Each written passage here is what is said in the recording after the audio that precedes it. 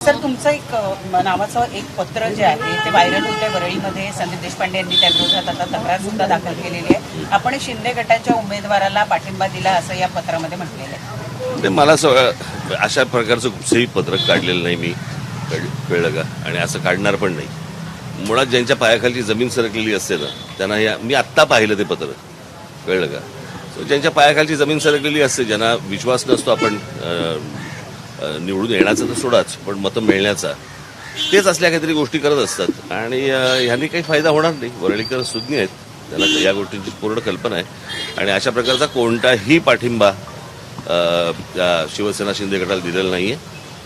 आम्ही आमची निवडणूक लढवतोय. मला असं वाटतं मतदारांनी देखील या गोष्टींवरती विश्वास ठेवू नये. कोणत्याही बाबतीत त्यांच्यापर्यंत पोहोचेल, पण ही गोष्ट खोटी आहे. ज्या पद्धतीनं अशा पद्धतीचे खेळ जे केले जात आहेत, म्हणजे अतिशय या संपूर्ण निवडणुकीमध्ये असे उंगळवाणे प्रकार बरेच बघायला भयंकर भयंकर.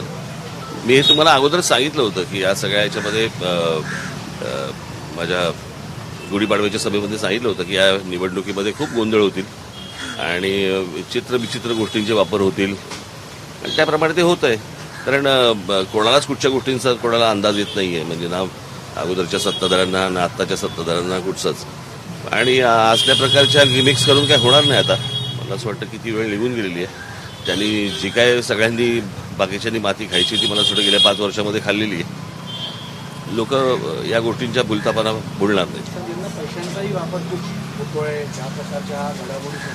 पैशांचा वापर होतच होता. सध्या खूप उघडपणे होतोय. मतदार मोठ्या संख्येत येतात. सकाळपासून आपण पाहतोय या भागात अनेक भागामध्ये वयोवृद्ध युवा वर्ग मोठ्या प्रमाणात येतात. तर ते मतदारांची टक्केवारी वाढेल तर त्याला तुम्ही वाढली पाहिजे. लोकांनी मतदान केलं पाहिजे, कळलं का?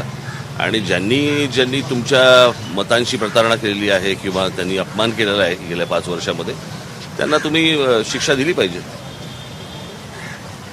विनोद तावडेंचा कालचा विषय आहे. नाही, मला त्याच्या डिटेल मला माहिती नाही. म्हणजे मी तुमच्याकडे पण बातम्या पाहिल्या, पण त्या बातम्यांमध्ये काही फारसा डिटेल्स नव्हते. कारण कोणतरी काहीतरी बोललं होतं, कोणतरी अजून काहीतरी बोललं होतं, त्यात फार डिटेल नव्हत्या. ते डिटेल माहिती घेऊनच सांगू शकेन मी. आता काय बोलता नाही येणार. सर, गेल्या 72 तासामध्ये अनेक नेत्यांवर हल्ले होताना बघायला मिळतात. गाड्या फोडल्या जात आहेत. अशा पद्धतीची सध्या परिस्थिती सध्या महाराष्ट्रात असते. काय या लोकांनी विश्वास गमावलेला आहे लोकांचा, आणि त्याच्यातनं ह्या सगळ्या गोष्टी होत आहेत. आज कोणी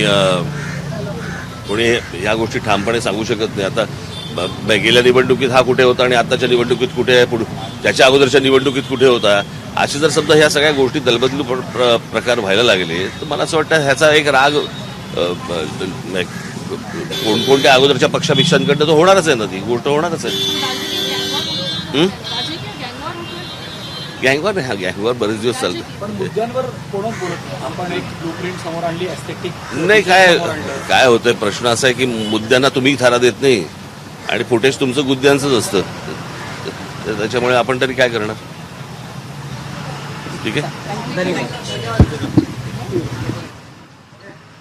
त्यामुळे आपण कोणत्याही प्रकारे पाठिंब्याचं पत्रक काढलेलं नाही. आपण शिंदे गटाच्या उमेदवाराला वरळीत पाठिंबा दिलेला नाही, असं राज ठाकरे यांनी सांगितलंय. एबीपी माझा, उघडा डोळे बघा नीट.